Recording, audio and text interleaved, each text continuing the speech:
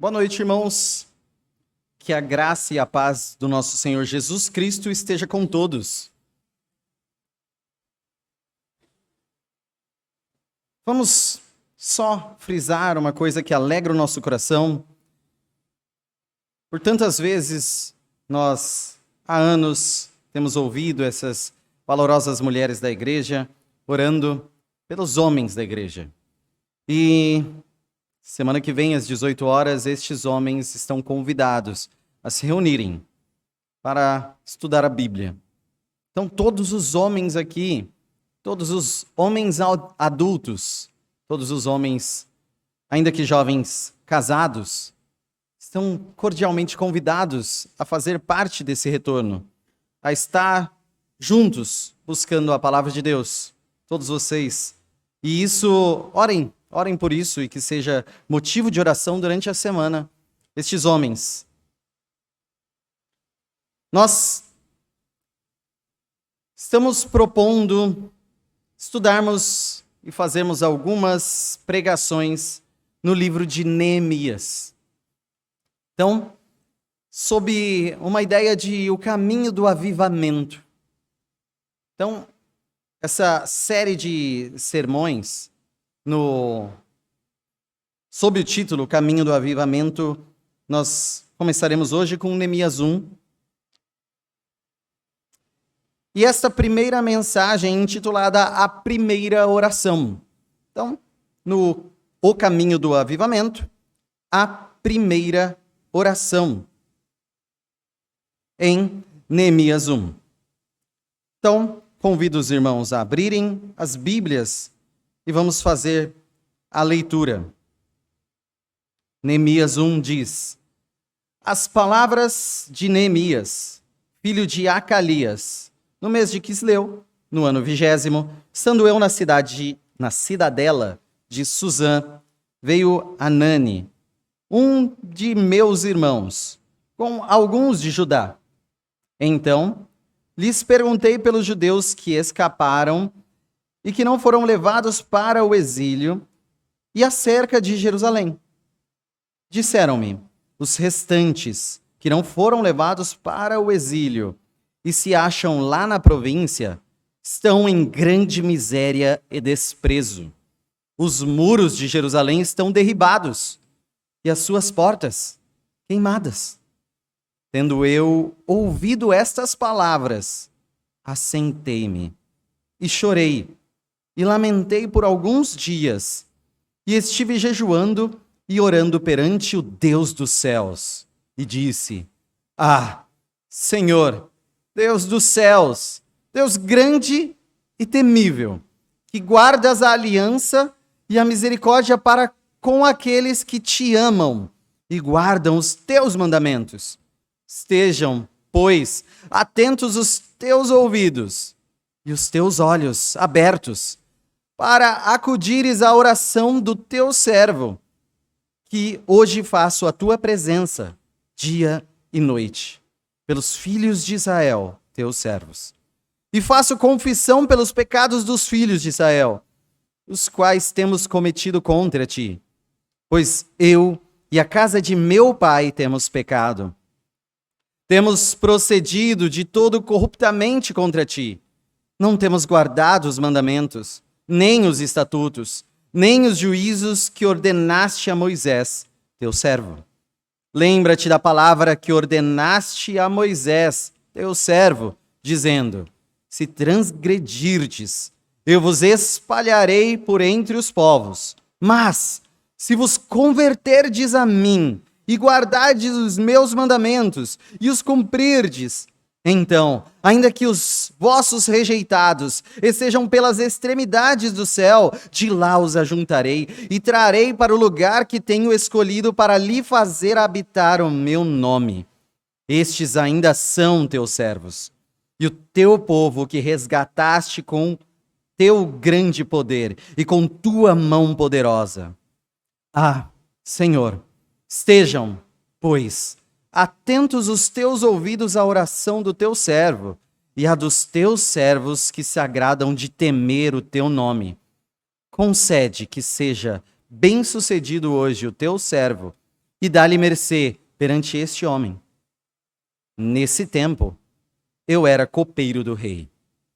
Vamos novamente orar. Glorioso Deus, Santo Pai, nós clamamos a Ti, suplicamos a Ti por Teu Santo Espírito. Nós precisamos do Teu Santo Espírito para temer a Ti.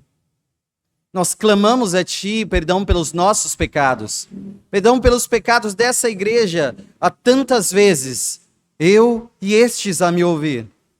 Rejeitar a Tua palavra, ouvir repreensões e nada será alterado em nossas vidas. Ouvir as palavras de Cristo e não segui-las.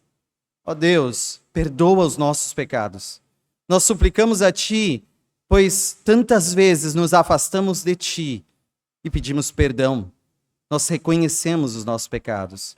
Mas por Tua graça e Tua misericórdia, abre os nossos ouvidos, abre o nosso coração, abre os nossos olhos. Ó Deus, inunda-nos do Teu Santo Espírito. Nós pedimos, venha com Teu Santo Espírito, visitar-nos especialmente, para abrir os nossos olhos para a Tua palavra. Nós reconhecemos quem nós somos perante a Tua palavra. Nós reconhecemos, ó Deus, a nossa necessidade de confessar nossos pecados a Ti. Nós mudarmos para louvor da Tua glória. Ó Deus, nós pedimos que essa mensagem transforme os nossos corações pelo poder da Tua palavra e o Teu Espírito. Não confiamos em nós, mas confiamos em Ti. E confiados em Ti oramos em nome de Jesus. Amém.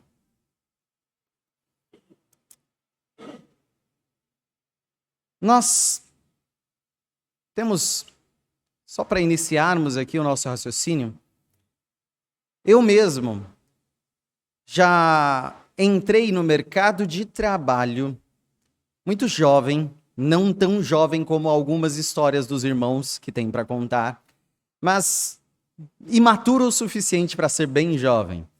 E trabalhando em uma empresa que ainda também não estava preparada para receber jovens, no início da lei dos aprendizes, sendo obrigação da empresa contratar sem antes saber o que deveria fazer, eu tive algumas dificuldades de maturidade para entender o primeiro trabalho. Eu ficava entre internet, jogos no computador da empresa, durante o meu expediente. E isso deve parecer absurdo para vocês também. Mas, certa vez, e graças a Deus, fui chamado pela minha gerente e pelo gerente regional juntamente com ela, como um adolescente aprendiz, e tomei severas broncas com um relatório de meus acessos na internet, jogos e tudo mais. Aquele momento me envergonhou porque eu me senti nu perante eles que sabiam tudo o que eu estava fazendo. E por mais que não existisse uma cobrança grande sobre resultados, eu vi que eu estava envergonhando o meu emprego, envergonhando a minha situação. E aquilo foi tão vexatório para mim, ao abrirem meus olhos quanto a tudo de mal que eu tinha feito, que imediatamente, voltando para minha casa e pensando com toda a vergonha do mundo, voltei totalmente diferente em todas as minhas atitudes no outro dia. Até limpando a mesa de meus colegas e tentando servir ao máximo, desde já. E agradeço porque muita da minha visão profissional veio dessa bronca, desse puxão de orelha, dessa mostra de várias coisas erradas que eu tinha feito. Longe de ser um modelo de profissional perfeito, longe disso. Mas sendo então um exemplo de uma mudança mediante uma percepção daquilo que nós somos de verdade. Eu precisei enxergar, eu precisei admitir e desejar algo diferente. E é sobre isso que nós vamos falar a partir deste capítulo em Neemias. Enxergarmos a realidade, admitirmos ela e desejarmos algo diferente. De algum modo, isso se aplica a todos nós aqui como igreja, mas a cada um de nós em particular. Afinal, nossa igreja tem sido fiel. Amém? Nossa igreja tem sido fiel, tem avançado no anúncio da palavra. Amém? Tem amado o aprender da palavra, lendo e meditando todos os irmãos em suas casas, gerando grande motivação e movimentação, presença e interesse na nossa escola dominical, escola bíblica. Tem orado com fervor, coletivamente e em particular, gerado muitas pessoas entusiasmadas para participar das orações coletivas. Tem vivido com grande alegria em comunhão entre os irmãos. Tem vencido pecados pelo poder do Espírito Santo, intensificando a confissão uns aos outros e a exortação mútua com sabedoria dada por Deus. Tem dado exemplo que tem gerado impacto em nosso bairro, como sendo um verdadeiro posto avançado do reino de Jesus Cristo. Amém? Ou misericórdia? Se nós analisarmos exatamente o que Deus nos chamou a sermos, a grande pergunta é: o que temos frutificado hoje já é suficiente perante o chamado que vocês têm em Cristo? Perante o Espírito que vos dotou para tal? Já temos feito o suficiente? Você tem feito o suficiente perante Deus? O que nós precisamos avançar? O que precisamos para sermos despertos quanto a isso? O que precisamos para caminharmos intensamente na direção certa? Nós precisamos de um avivamento. Nós temos orado por isso todas as quartas-feiras em reuniões de oração. Nós temos pedido ao Deus vivo que visite especialmente com o seu Santo Espírito a nossa igreja e nos desperte em fervor. Também pedimos então a Deus que este livro de Neemias, começando desde já no primeiro capítulo, nos auxilie a entendermos mais sobre isso. O caminho para o avivamento, o caminho do avivamento. Nós temos aqui em Neemias, brevemente, um contexto a ser bem claro para nós. O povo de Deus, que havia sido separado, chamado por Deus, crescido no Egito e de lá liberto depois da escravidão, pela mão poderosa de Deus, levado a uma terra prometida e crescido lá em um reino dividido e que ficou longe da vontade de Deus, por seus pecados. Esse reino, principalmente no que tange ao que nos importa aqui, ao reino do sul, o reino de Judá, ele foi vencido por seus inimigos e levados em cativeiro, levados presos por causa dos seus pecados, tendo ainda o retorno para sua terra profetizado por Deus. Tudo estava sob controle divino. E depois de ter as levas de retorno, inclusive o templo ser reconstruído, o templo de Deus, sob grande liderança de Zorobabel, o templo de Deus ser reconstruído.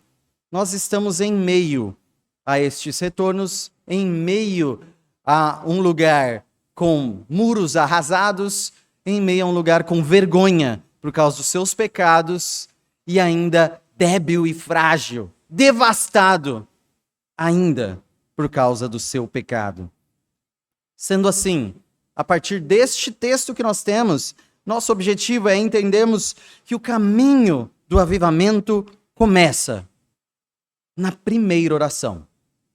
Começa com uma primeira oração. Reconhecendo a miséria, o primeiro ponto que nós falaremos, reconhecendo a miséria.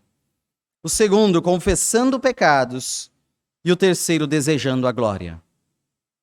Então, vamos para o primeiro ponto, os 3 primeiros versículos, conhecendo a miséria.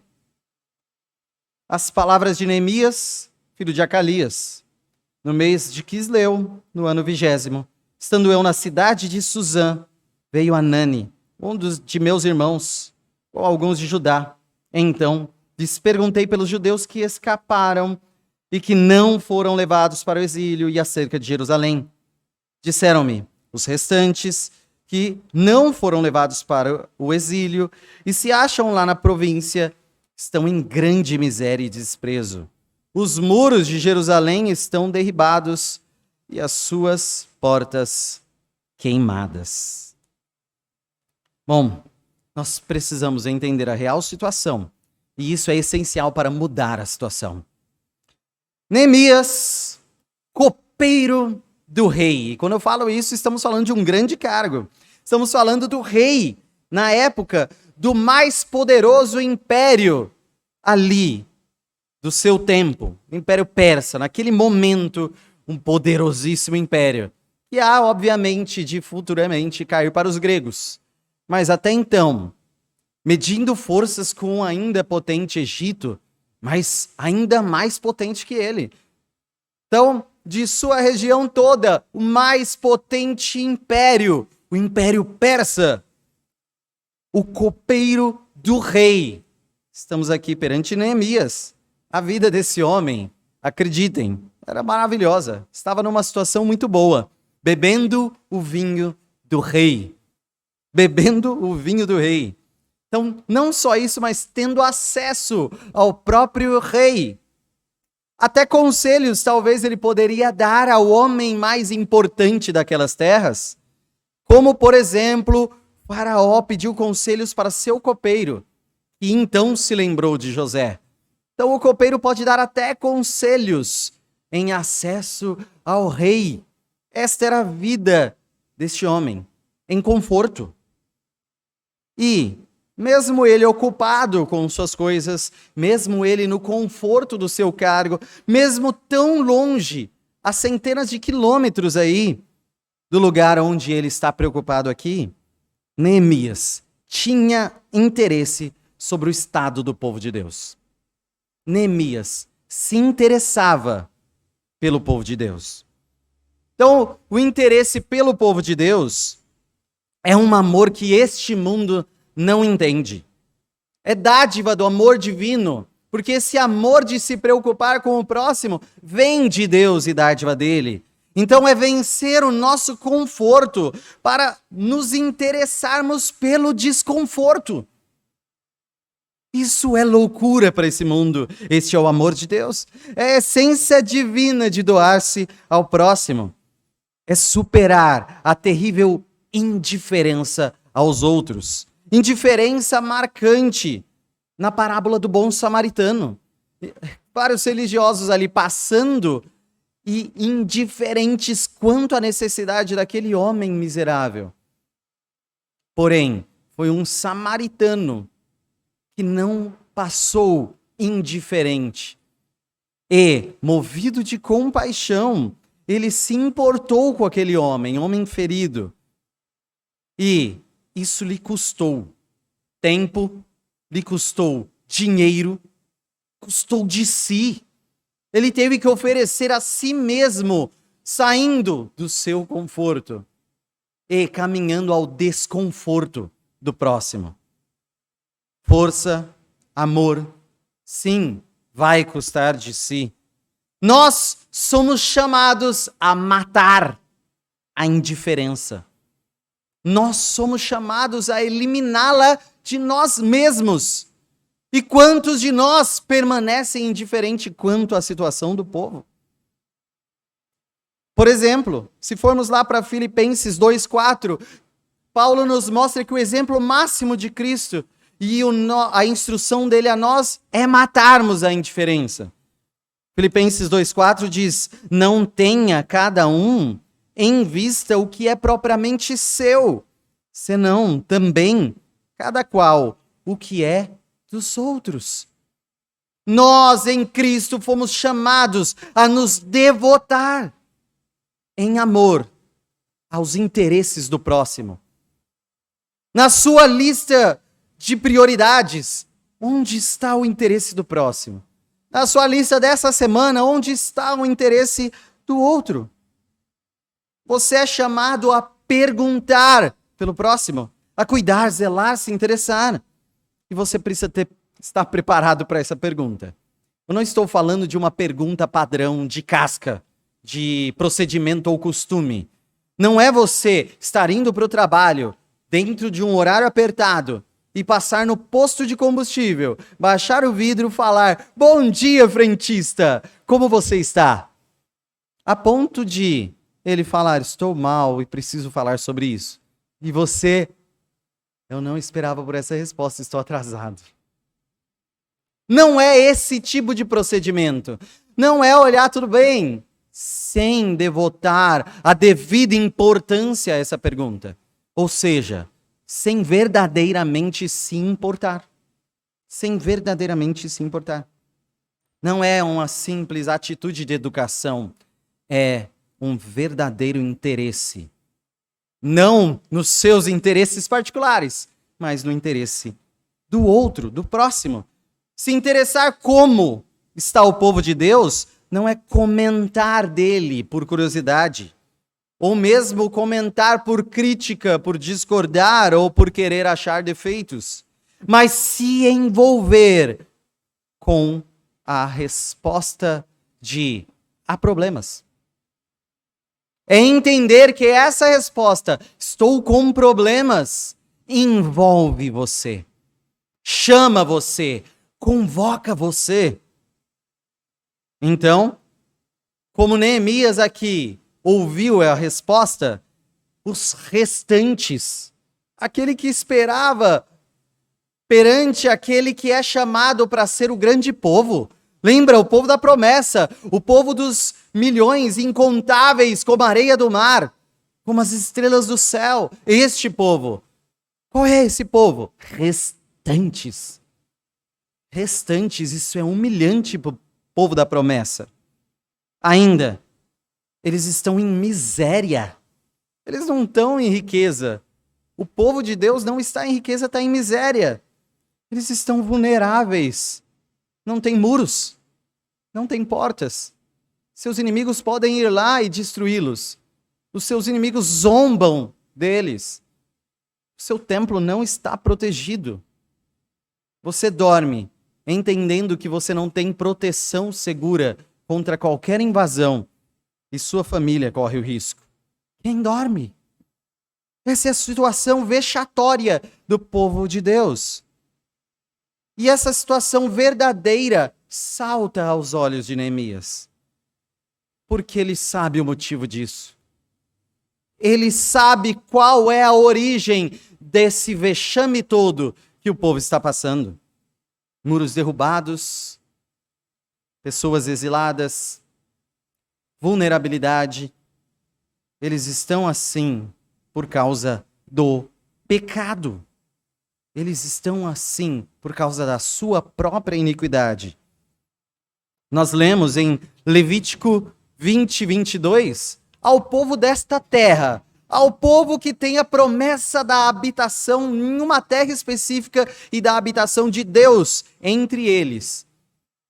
Em Levítico 20, 22, ao alerta: guardai, pois, todos os meus estatutos e todos os meus juízos. Não é um, não é outro, mas todos.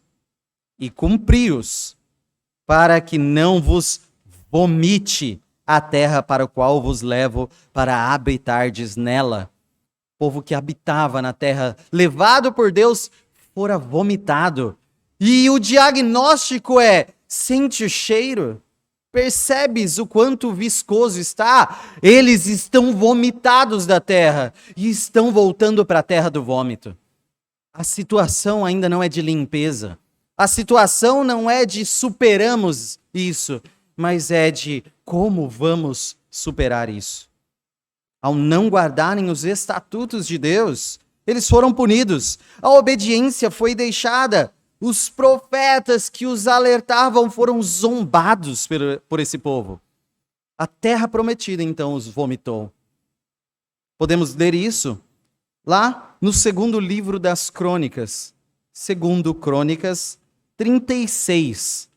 versos 14 a 16.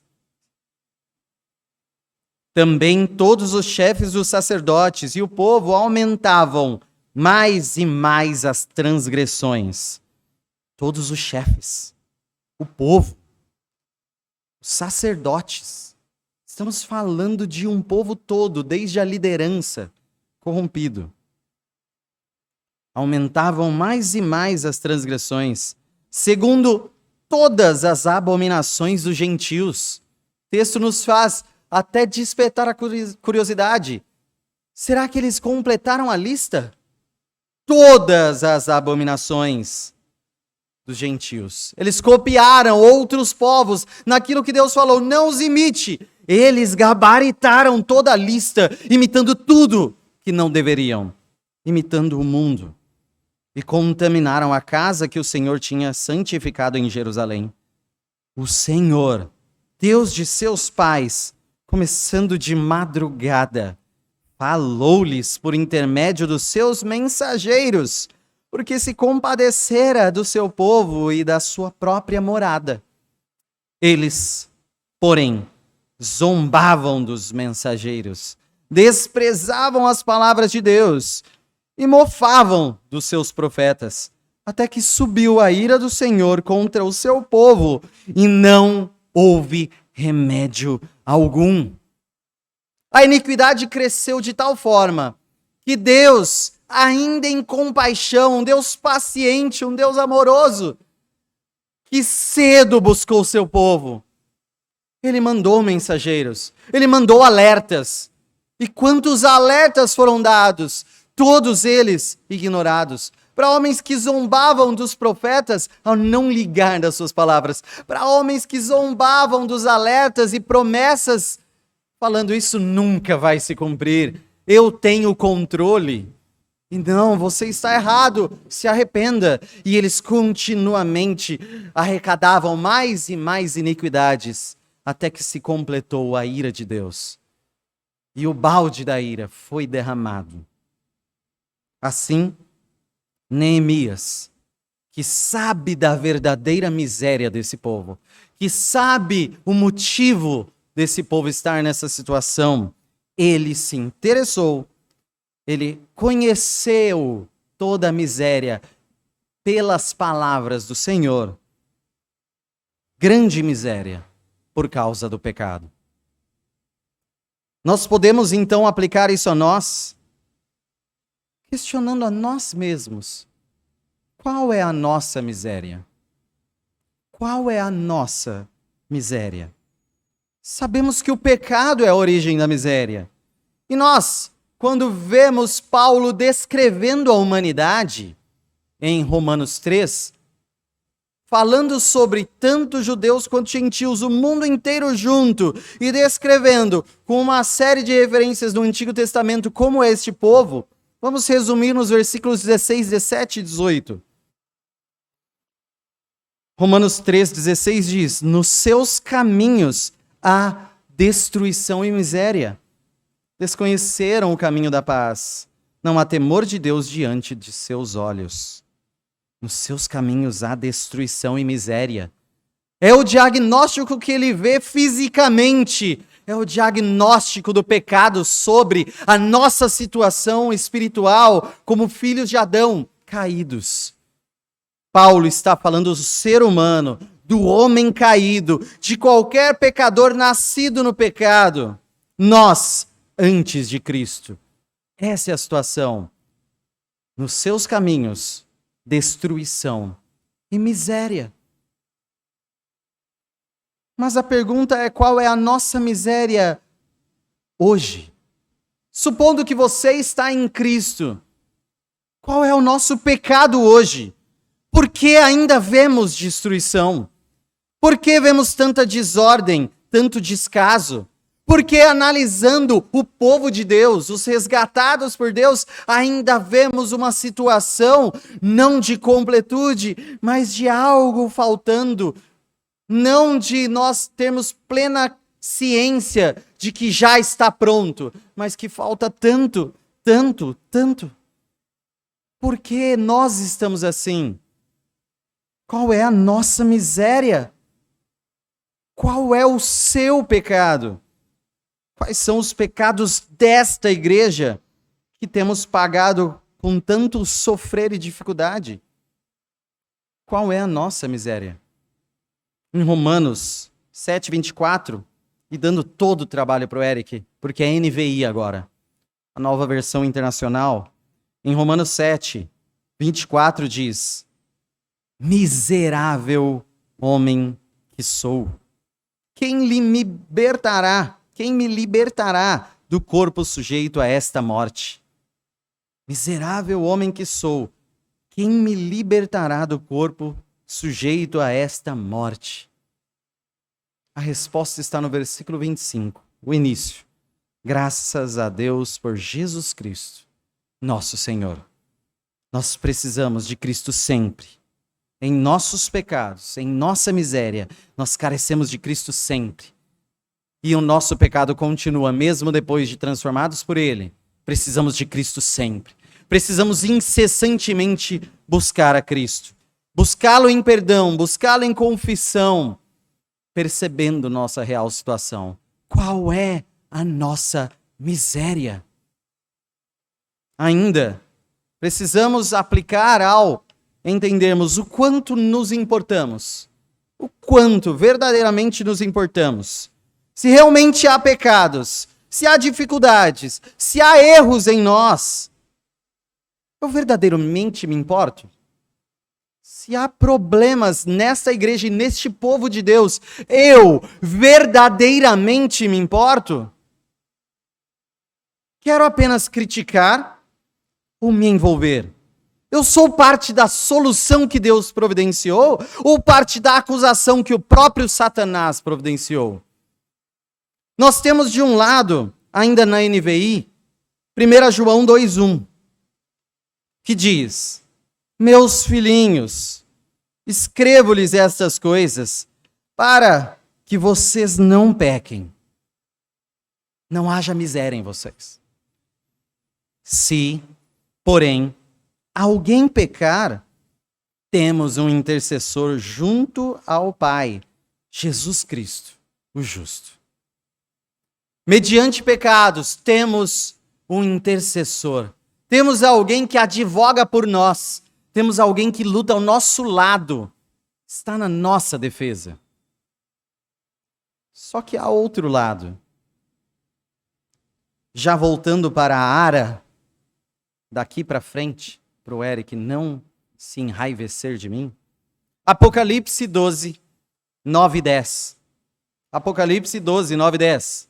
E foi expulso o grande dragão, antiga serpente, que se chama Diabo e Satanás, o sedutor de todo o mundo. Sim, foi atirado para a terra e, com ele, os seus anjos. Então, ouvi grande voz do céu proclamando: agora veio a salvação, o poder, o reino do nosso Deus e a autoridade do seu Cristo, pois foi expulso o acusador de nossos irmãos, o mesmo que os acusa de dia e de noite diante do nosso Senhor. Se temos um lado intercedendo por nós, temos um lado acusando, temos um lado apontando, temos um lado cuja função é criticar a igreja, criticar os nossos irmãos, e faz isso com toda a especialidade. Vocês estão de qual lado? Vocês intercedem se importando ou acusam? Como você se importa? Prosseguindo para o nosso segundo ponto, confessando pecados, versículos de 4 a 7, que dizem: tendo eu ouvido essas palavras, assentei-me e chorei, e lamentei por alguns dias. Estive jejuando e orando perante o Deus dos céus. E disse: ah, Senhor, Deus dos céus, Deus grande e temível, que guardas a aliança e a misericórdia para com aqueles que te amam e guardam os teus mandamentos. Estejam, pois, atentos os teus ouvidos e os teus olhos abertos, para acudires à oração do teu servo, que hoje faço a tua presença, dia e noite, pelos filhos de Israel, teus servos, e faço confissão pelos pecados dos filhos de Israel, os quais temos cometido contra ti, pois eu e a casa de meu pai temos pecado. Temos procedido de todo corruptamente contra ti. Não temos guardado os mandamentos, nem os estatutos, nem os juízos que ordenaste a Moisés, teu servo. Nós temos aqui a ideia de que uma verdadeira contrição reflete um amor intenso a Deus e ao próximo.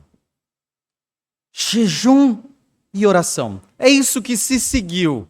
A partir do diagnóstico, a partir de saber como está o povo de Deus. Jejum e oração. Jejum mostrando a preocupação. E a preocupação maior que o jejum demonstra é que não o alimento, não o corpo, mas o espírito, a causa, o objetivo. O jejum mostra que nós podemos padecer verdadeiramente em situação de algo que nós precisamos naturalmente para a vida, que é o alimento. Mas isso é secundário, porque o que precisamos espiritualmente é desesperador demais para pensarmos em manter os nossos corpos alimentados. Esse é o propósito do jejum. Essa foi a luta travada por Neemias. Assim, Neemias orou. Essa primeira oração, e Neemias fez questão de registrar aqui, foi registrado, inspirado pelo Espírito Santo e chega a nós.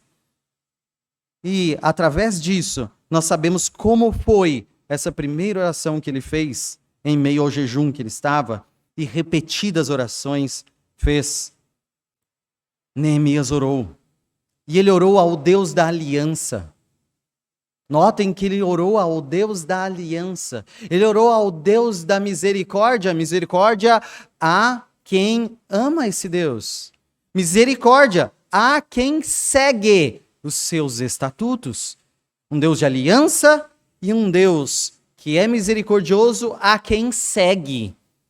Que esperança tem perante esse Deus?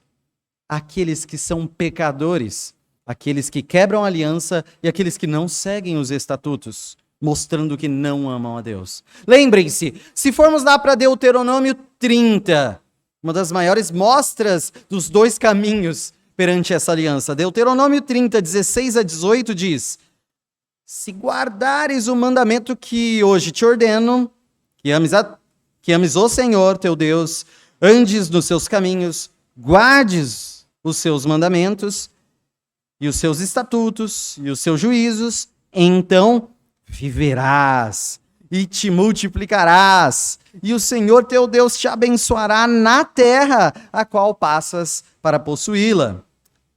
Porém, se o teu coração se desviar e não quiseres dar ouvidos, e fores seduzido, e te inclinares a outros deuses, e os servires, então, hoje, te declaro que certamente perecerás. Não permanecerás longo tempo na terra a qual vais, passando o Jordão, para a possuíres. Qual caminho este povo levou?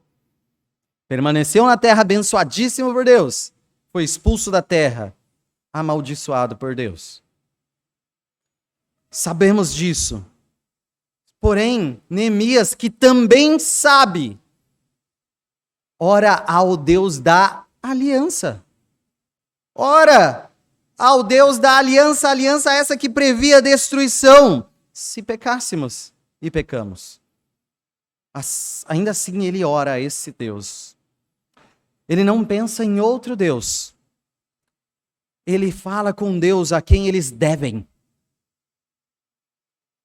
Ele fala diretamente ao credor do povo. Ele procura justamente o ofendido.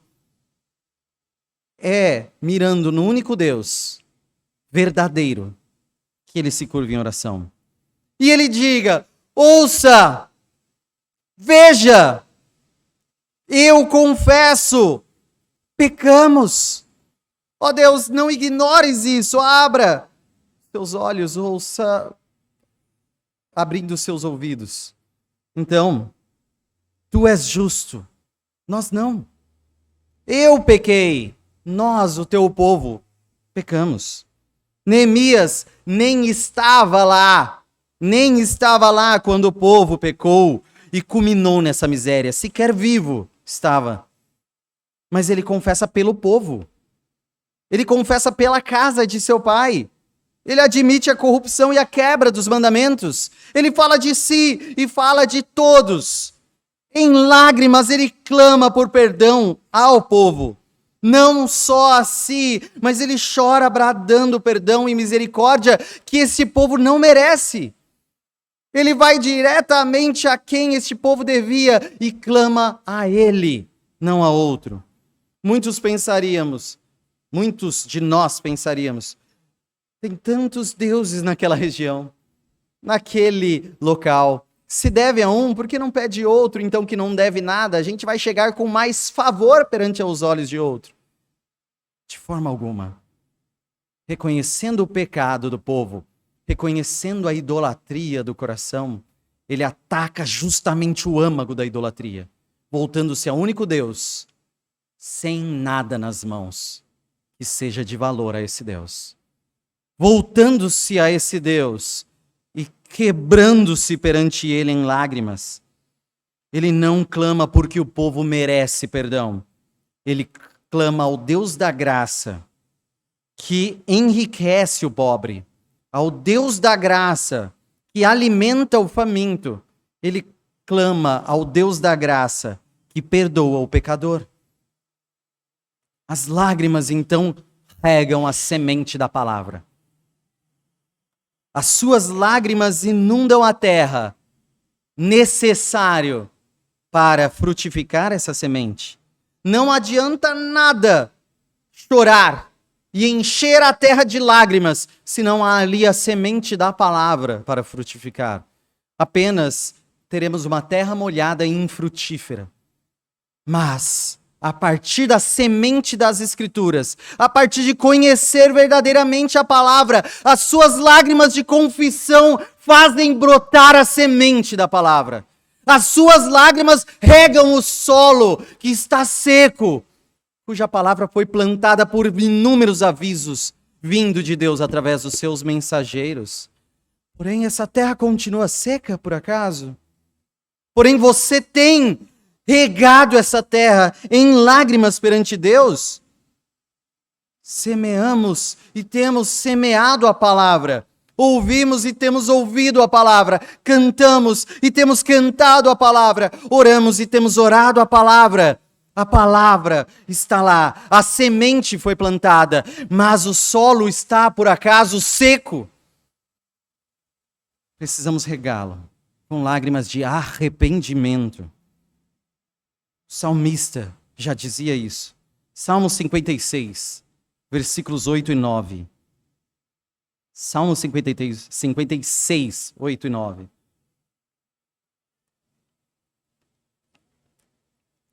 Contaste os meus passos quando sofri perseguições. Recolheste as minhas lágrimas no teu odre. Não estão elas inscritas no teu livro? No dia em que eu te invocar, baterão em retirada os meus inimigos. Bem sei isto, que Deus é por mim. Nenhuma lágrima será em vão. Cada lágrima é guardada num pote. Um pote divino, separado para as lágrimas dos servos de Deus. Só derrama as lágrimas perante Deus aquele servo que sabe genuinamente: Deus é por mim. Deus é por mim. Em Cristo e somente em Cristo Deus é por nós. E se Deus é por nós, quem será contra nós? Em Cristo e somente em Cristo, Deus, que era o nosso inimigo, se torna o nosso amigo. E confessando Cristo, Deus é por nós. Cristo é o Deus conosco. A aplicação deste ponto a nós O nosso clamor é a um Deus de aliança. Nosso clamor é a um Deus de aliança. Ele guarda a aliança, mas ele tem uma nova aliança em Cristo. Ele concede misericórdia para os que seguem seus mandamentos, mas ele mesmo providencia que sigamos, pelo seu mérito, não nosso. Veja, em Jeremias 31, de 31 a 33, diz: Eis aí vem dias, diz o Senhor, em que firmarei nova aliança com a casa de Israel e com a casa de Judá, não conforme a aliança que fiz com seus pais, no dia em que os tomei pela mão para os tirar da terra do Egito. Nós superamos essa aliança que o povo quebrou, porquanto eles anularam a minha aliança, não obstante eu os haver desposado, diz o Senhor. Porque esta é a aliança que firmarei com a casa de Israel depois daqueles dias, diz o Senhor. Na mente lhes imprimirei as minhas leis, também no coração lhes inscreverei. Eu serei o seu Deus, eles serão o meu povo. É por isso que nós confiadamente podemos falar: Ele é meu Deus, Ele está por mim. Não por nosso mérito, não porque cumprimos a lei como se estivéssemos na antiga aliança, mas porque Cristo cumpriu a lei por nós e estamos sob nova aliança no sangue de Cristo, compartilhando do seu sangue, compartilhando do seu corpo partido por nós. E nós, estando em Cristo, temos um Deus propício a nós, um Deus que nos ama, um Deus conosco. Esse Deus está conosco. Ele em nós inscreveu a sua lei.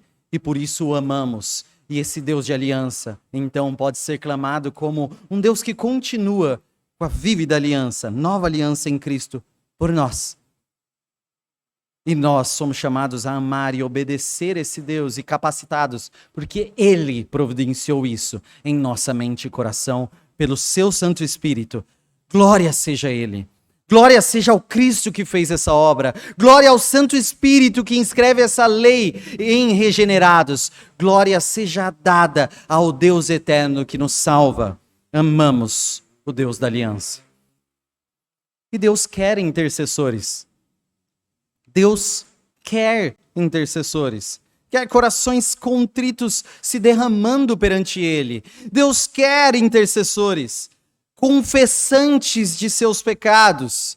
Deus quer intercessores, não só de si mesmo, mas de todo o seu povo. Quer intercessores que intercedam pelo pecado e tragam para si a responsabilidade de clamar: pecamos, ó Deus, ouve o pecador, veja-nos em nossa miséria. Nós temos isso garantido como vontade de Deus, expresso em Tiago 5,16, que diz: confessai, pois, os vossos pecados uns aos outros, e orai uns pelos outros, para serdes curados. Muito pode, por sua eficácia, a súplica do justo. Confessem, orem uns pelos outros. É o caminho, e podemos chegar. Nós podemos chegar em Cristo. A oração nos conduz e a oração é necessária. Quando será a primeira oração? E por fim, terceiro ponto, desejando a glória. Lembra-te, versículos 8 a 11. Lembra-te da palavra que ordenaste a Moisés, teu servo, dizendo: se transgredires, eu vos espalharei por entre os povos. Mas, se vos converterdes a mim, e guardardes os meus mandamentos e os cumprirdes, então, ainda que os vossos rejeitados estejam pelas extremidades do céu, de lá os ajuntarei e os trarei para o lugar que tenho escolhido para ali fazer habitar o meu nome. Para ali fazer habitar o meu nome. Estes ainda são teus servos, e o teu povo que resgataste com teu grande poder e com tua mão poderosa. Ah, Senhor, estejam, pois, atentos os teus ouvidos à oração do teu servo e à dos teus servos que se agradam em temer o teu nome. Concede que seja bem-sucedido hoje o teu servo e dá-lhe mercê perante este homem. Nesse tempo, eu era copeiro do rei. Não adianta receber a bronca. Não adianta reconhecer os erros. se não desejar a mudança. Então, Deus agirá para a sua glória naqueles que a desejam sobre si. Aos arrependidos, aos verdadeiramente contritos, ainda que eles estejam dispersos para onde você encontra o céu e vem na linha do horizonte mais longe, que eles estejam espalhados por todos os lados, separados na história, separados no mundo, separados em línguas, povos e nações, Deus reunirá o seu povo e ninguém vai impedi-lo. Um povo de arrependidos. Você será arrebanhado juntamente com estes? Somos este povo, nós somos o rebanho. Mas estes arrependidos, eles têm uma característica expressa aqui no texto. Não apenas confessam o seu mal, não apenas eles exibem o verdadeiro diagnóstico de como estão, mas desejam o bem vindo de Deus. Nós somos restaurados não para a nossa glória, mas para a glória de Deus. Ele nos reúne para que o seu nome esteja sobre nós, para fazer habitar em nós, em nossa reunião, o seu nome. Isaías 43, 24 e 23 recobra isso dizendo: não me compraste por dinheiro, cana aromática, nem com a gordura dos teus sacrifícios me satisfizeste, mas me deste trabalho com os teus pecados e me cansaste com as tuas iniquidades. Eu mesmo, sou o que apago as tuas transgressões por amor de mim. E dos teus pecados não me lembro. Isso Deus fala olhando para o seu povo. Sabe o que você me paga? Pecado sobre pecado. Sabe o que você oferece a mim? Nada de útil. Sabe o que eu ofereço a você? Um amor pela minha glória que transborda em salvação.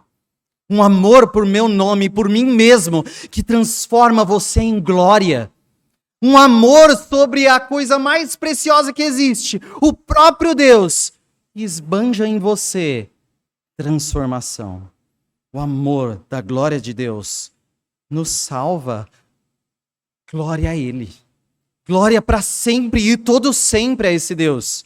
Louvado seja Ele. E desejemos isso, o seu louvor e a sua glória, e o seu nome exaltado entre nós, proclamado em nossa reunião. Nós desejamos a sua glória. Ardemos por sermos seus servos e para servir para a glória divina. Ardemos por engrandecer seu nome, por nos resgatar em graça, maravilhosa graça. Desejamos fervorosamente anunciar a sua forte mão às nações.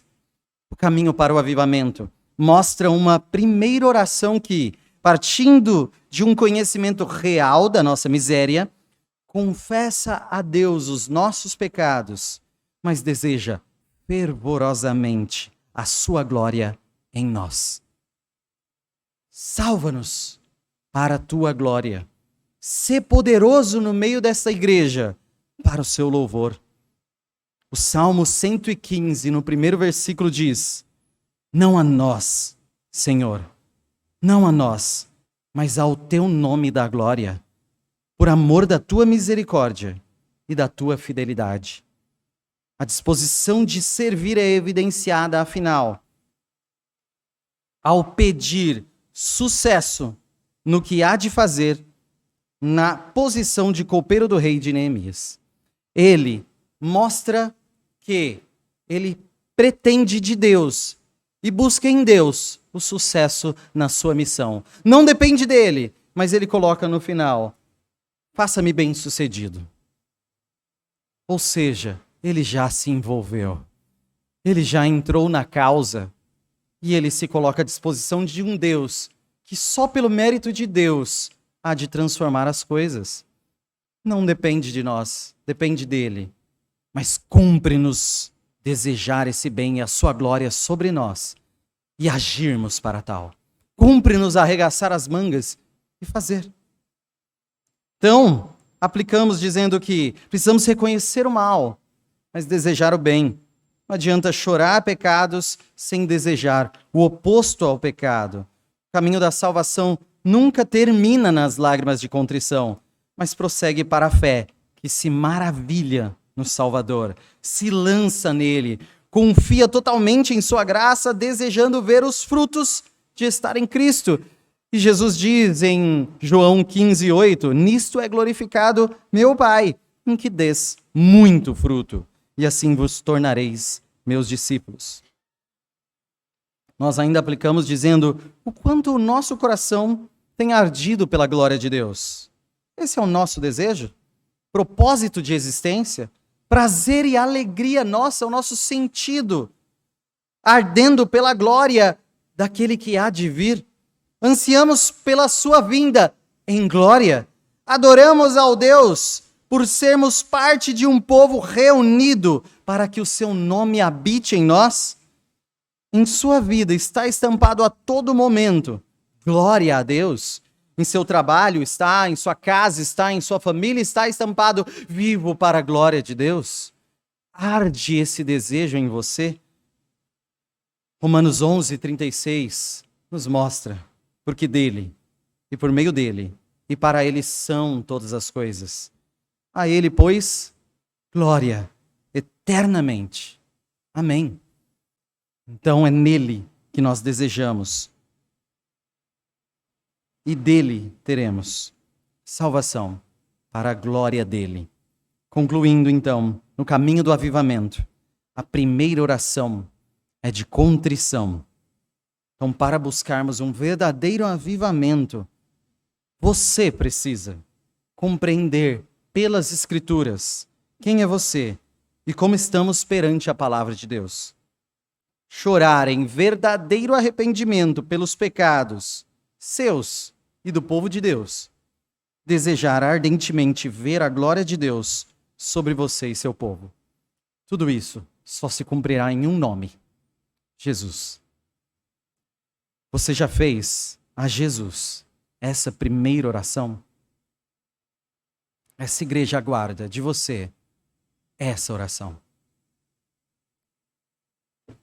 Convido o pastor à frente.